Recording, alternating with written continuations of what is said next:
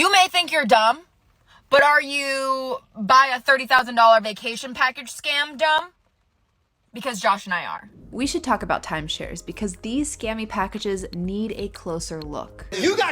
You thought we were a bunch of suckers, but guess what? God. We're not. We just bought 3 weeks of a timeshare. Timeshares are sold to us as such a deal, something we have to jump on if we want our slice of paradise. But come on, we know when we're being sold to. And while not everything that's advertised to us is bad, timeshares certainly come with a bad reputation. But is it justified? Are they as good as they claim to be? Or are they a financial trap that could leave you worse off? Let's talk about it, because today we are diving deep into the world of timeshares and uncovering how they keep you poor. From the high-pressure sales tactics that lure you in to the hidden costs that drain your wallet, we are talking all things timeshare ownership. Plus, we will unpack the psychology that makes something like a timeshare so darn tempting and break down the costs compared to a traditional vacation. By the way, if you're new here, I'm Cara and I make video essays on the intersection of money, media, and intentional living. I have several playlists on different video essays that I've made, and if you want to keep up with more, be sure to subscribe. And if you like this video, I think you'll also really like my video breaking down multi-level marketing schemes, which are also very scammy, or my most recent video on Fake Rich Flexing Vacations Edition. It's all about vacations and the way that people pretend to be wealthier than they really are. So it's a very, vacation summer vibes going on with my channel right now. But okay, I am done with my spiel, and with that, let's move on to timeshares. Elaine, tell me how much money you spent on this timeshare. $20,000. $20,000. That's a lot of money. According to CBS News, the timeshare industry is worth $8.1 billion, and nearly 10 million US households own timeshares. But those households aren't necessarily happy. According to the United Consumer Financial Services, a University of Central Florida study found that roughly 85% of timeshare buyers regret their purchase. And there can be a lot to regret, from the heavy upfront costs to the ongoing maintenance fees that can go up every year, to how incredibly difficult it can be to escape a timeshare agreement. Whatever you do, do not get a timeshare. Do not get a timeshare. It is the devil. But what is a timeshare exactly? Because if we're going to understand why these investments are such a trap sold by sleazy salespeople, then we should understand what they truly are. So here are the basics. A timeshare is fractional ownership of a property, almost always a property meant for vacationing. So this might be a spot at a Caribbean resort, a beach house in Florida, a condo in the Colorado mountains. And fractional ownership means that you own part of the property, and not like, hey, I own that corner of the kitchen with the toaster oven and you own this piece with the AC unit, but as in you share ownership with others, usually strangers, and it's divided by the time of the year. So you might get to use the property one set week out of the year, and the other owners get to use it their set weeks of the year. This is the traditional setup for a timeshare, known as the fixed week setup. One of the arguably off-putting aspects of this arrangement, as we'll talk about in a second, is that it's incredibly inflexible. You might buy into the timeshare for week 24, meaning that you have to use it week 24, not week 23, not week 25. I thought of something funnier than 24. Let me hear it. 25. Now, the fixed week setup is not the only way that a timeshare can go. Two other popular setups include what's known as a floating week setup and what's known as a points-based setup. But both come with some serious drawbacks. Floating week, which lets you choose the week within the year to use your timeshare, is wrought with complex booking systems, availability issues, and date restrictions that make it way harder to vacation when you actually want to. Similarly, the points-based system, in which you buy a certain number of points to use a year, an idea that is sold as incredibly flexible, also can be burdened with issues around availability, complex booking systems, and rising costs. This last point is especially relevant with the points-based system as it becomes more popular, because salespeople aren't advertising the harsh reality of rising costs. Say you buy into a timeshare where you're purchasing 100 points a year. At the time of purchase, and what the salesperson tells you is that 100 points a year will get you your 1 week in your favorite spot in the world, the Bahamas. But inflation is a thing, including in timeshares. So that favorite Bahamas spot that was 100 points this year,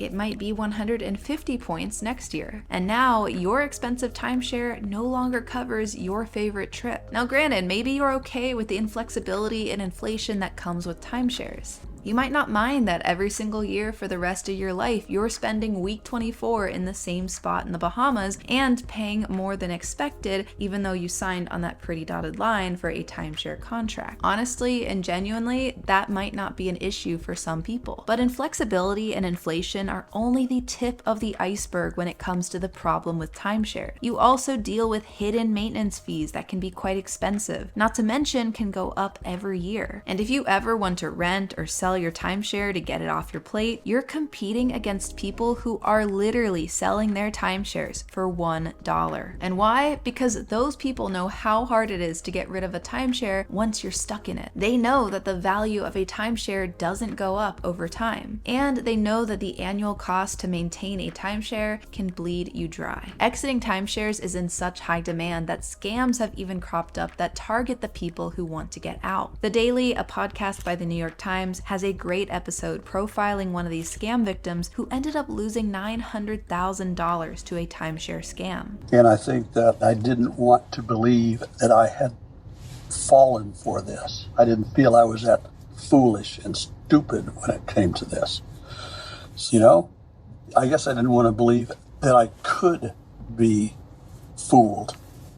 The problem of consumer safety when it comes to these timeshare exit scams and even just timeshares themselves is so bad that it warrants the Federal Trade Commission's public warnings. As the FTC's article on timeshares, vacation clubs, and related scams says, quote, make sure you know exactly what you're getting into. By the way, timeshare resale scams are not the only scams out there that target you through your phone number. There's also fake recruiter scams, fake investing scams, fake romantic partner scams, all with the goal of trying to take as much money from you as possible. And one way that these scammers find you is through public databases where your contact information lives. If you are not into having that out there and you want to find a way to remove your contact information from the public internet, absolutely check out today's sponsor, Delete Me. I've been using Delete Me for over a year now, and they are so fantastic because they offer a quick, easy, and safe way to remove my personal data online. All I had to do was submit my information to Delete Me one time, and from there, their experts find and remove my data. And they don't just do this once. They remove my personal info all year long, with a new privacy report being sent my way every quarter to show me how many listings have been reviewed and removed on my behalf, how many data brokers had my personal information, and what kinds of personal information were exposed. Especially as a woman on the internet and a public figure, it's incredibly important for me to maintain my online privacy. And so I'm really grateful to have something like Delete Me that helps me do just that. But even if you're not a public figure, Delete Me can help protect you against scammers creeping on the internet to find your phone number. You can also gift Delete Me to the people in your life who you want to see protected, say your older relatives who might be more prone to falling for some of these phone scams. If you are interested in getting your own detailed report and having your personal information stay private, you can use my discount code CARA, C-A-R-A, for 20% off. That's code CARA at joindeleteme.com/CARA, which I'll also link down below. Go check out Delete Me to better protect your data, and thank you so much to Delete Me for sponsoring today's video. Alright, so who is selling these timeshares? There's a lot of timeshare sellers out there, but the big players in the timeshare game include large chains like Marriott Vacation Club, Wyndham Destinations,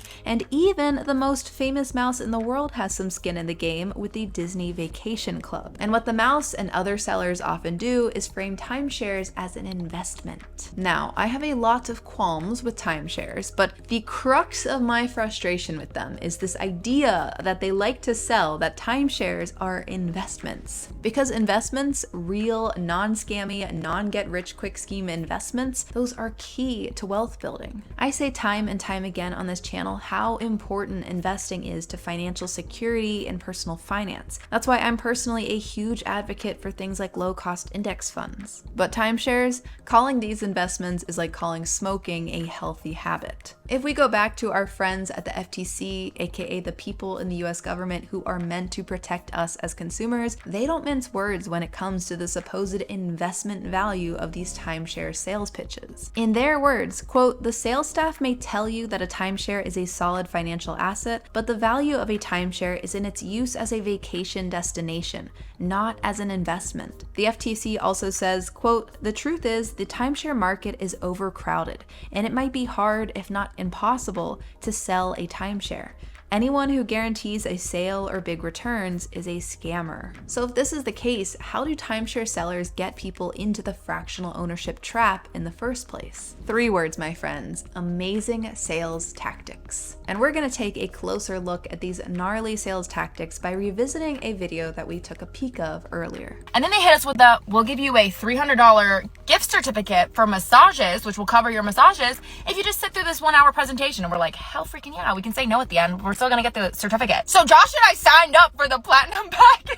In this TikTok, creator Hello Summer Adine talks about how she and her partner were roped into spending $30,000 on a timeshare during their Punta Cana vacation. And how did the sellers get them to listen in the first place? The way so many timeshare victims get first sucked into the buying pipeline. They're offered free stuff. Timeshare sellers love dangling free things in front of you in exchange for your time to watch their sales presentations. From free gift cards to free show vouchers to even free vacation packages. I mean, you know nothing suspicious is happening when a company offers you a whole vacation for free if you just sit in the room with them for a few hours. Hey, but crazier things have been done to pitch real estate, you know? You mean I'm not king of karate? No, but you could be king of condos.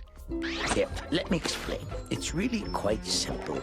See, whether it is convincing a sponge that they're king of karate or handing you a $300 gift card, timeshare sellers are banking on you sitting in their chairs and falling for their pitch. 100% some people are able to game the system, reject the sales persuasion, and leave a timeshare pitch with free stuff galore. But a lot of people don't, because whether or not we like timeshare sellers, they are good at closing a sale. And here is what they do. Don't let these people leave here without buying something. Number 1, create a sense of urgency. If you've seen my video on how discounts keep us poor, you'll know that this is a go-to way to get someone to buy something. Make them feel like if they hesitate and don't sign up with you right now, they're gonna miss out on the deal of a lifetime. When you're on vacation, you're already buttered up and more susceptible to this kind of stuff. You're relaxed, you're in paradise, you don't have a worry in the world, and you keep thinking to yourself, wow, I wish I could stay here forever. Insert our timeshare salespeople to convince you that you can have it forever for a big old down payment right now, plus some hidden costs that we don't need to talk about. Just, don't think too deeply about the financial forever part. if you invest in a timeshare here on Condo Island, you can see your equity increase tenfold. On top of creating a false sense of urgency, these salespeople also rely on persistence and charm to get people to cave. When you walk through their door, you are now their best friend. The guy that meets us, buttering us up. He's like, you guys are awesome. He basically was like, we should go out tonight, trying to be our friend. We fell for it. We freaking fell for it. But remember, they are not your friend. So if you ever have to interact with these people, just keep that mantra in the back of your head. They're not my friend. They're not my friend. They're not my enemy, because hate's bad. It's just more like an apathy thing, I feel indifferent. Now, while I was researching for this video, I did come across a wide spectrum in the level of persistence of these sellers. Some people have it pretty easy. They go in for the free stuff, they say no a few times, and then they go on their way with their stuff. But on the other hand, some people have awful experiences where the presentations that are supposed to go 90 minutes end up going on for over 4 hours, where sales reps become hostile when you show you aren't interested in buying. And on the extreme end, you have horror stories like this one where a couple was kept 8 hours for a sales presentation and fed alcohol on an empty stomach, which in turn led them to sign over $22,000. And they were persuasive and they kept pushing us and we'd say no and they'd say something else. Then the couple says without asking, a glass of red wine showed up for her and an already cracked open can of beer for him. Both say soon after sipping on those drinks, they started feeling funny. I felt sick. And he just was like in a trance. He's just sitting there. Next thing they knew, they were initialing page after page, agreeing to open up credit cards for the nearly $22,000 down payment. The news piece then goes on to interview a former timeshare salesperson who says that alcohol can be used intentionally as one of the strategies to get people to close a deal. And pictures of sales meetings where he says they were instructed to tell customers anything to close the deal. You do whatever it is you need to do to get the sale. He didn't sell to Pete and Susie, but says booze was regularly brought to the negotiation table without people asking asking. You know, after 4 hours of not drinking, not eating, half a beer, you're starting to feel buzzed. Because what's a better way to make people open new lines of credit or wipe out their savings? Get them drunk. Drunk plus appealing to their emotions, which is one of the other powerful tactics that salespeople use to get you to spend ridiculous amounts of money on timeshares. Like I mentioned before, you're usually on vacation when you're hearing timeshare pitches. You might have spent the day at the beach or a resort enjoying your version of paradise, and the salespeople know to lean into this. They paint you a picture of luxurious vacations and the perfect lifestyle, tapping into your dreams and emotions. You start seeing yourself in those scenarios, and now you're itching for a way into that imagined world. That right there is how they get you. And I'm not just making this up. I actually came across a video that outlined this exact sales strategy for timeshare sellers.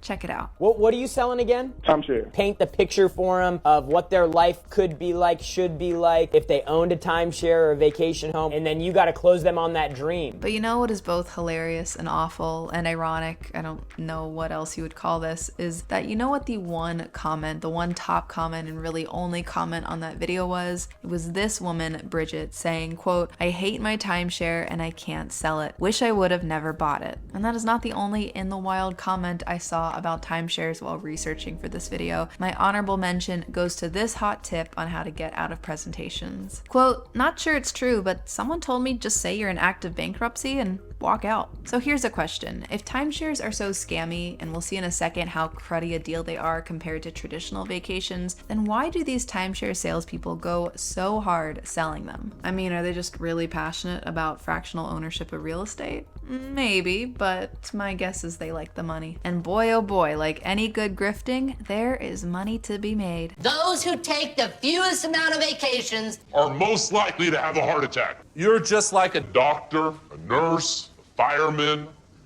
a policeman, a lifeguard. They all save lives. and you all do it too. Today, make a sale, save a life, let's have a great day! When I looked it up, I found out that timeshare sales reps can make anywhere from 10 to 30% commission on a sale. 30% of $30,000, that is $9,000 right there. How much money can someone make in the timeshare industry?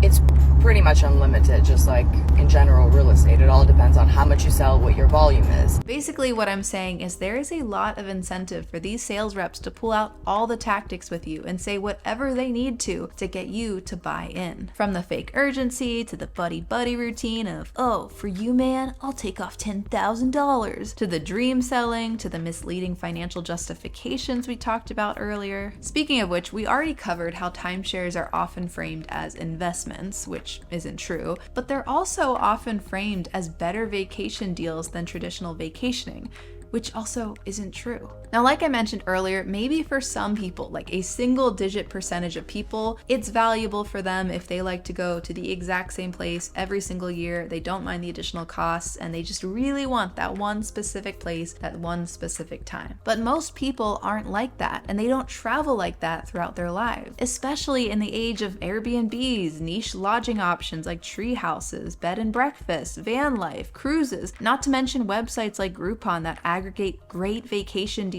year-round. There are more ways than ever to find a travel that meets your specific interests and budget. And even better, you can switch it up as your life changes. You might love the idea of staying in a ski town in your 30s, but by the time you're in your 70s, maybe all you want to do is sit on the lake in a cozy cabin for vacation. Timeshares pigeonhole you in a very expensive pigeonhole. So let's compare. Say that you buy into a timeshare. It's the same cost as that TikToker that we saw earlier, so it's $30,000 upfront cost, with $1,000 a year maintenance fees. But remember, despite what salespeople might say, those maintenance fees are probably going to go up over the years. And you're only going to be able to stay at your timeshare for pre-chosen weeks of the year. Little to no switcheroos. Also, quick reminder, you still have to pay for plane tickets. I know that'll be the case for both. I just feel like that part's forgotten about in the sales pitches for timeshares. Compare this now to a traditional vacation where you pay as you go. Let's assume that for 1 week you spend $2,500 $500 and you do this every single year. And yes, most likely that's gonna also go up with inflation. Though maybe some years you splurge for an international trip and other times you wanna do something cheaper, like a national park. That's the thing about this option. You have the ability to choose any destination you want in the world every single year. You can choose whatever dates you want, and you can leverage deals and discounts as you find them. So skip 10 years ahead and your timeshare option costs at very minimum $40,000. And your non-timeshare option is costing an estimated $25,000. And that's not even mentioning one of the biggest things in all of this, which is the opportunity cost of that $30,000 upfront payment for the timeshare. Because for some people, that might be money that they have to take out debt for. And even if you had the money, that's money that could have gone into investments and could have been accumulating more wealth with compound interest over time.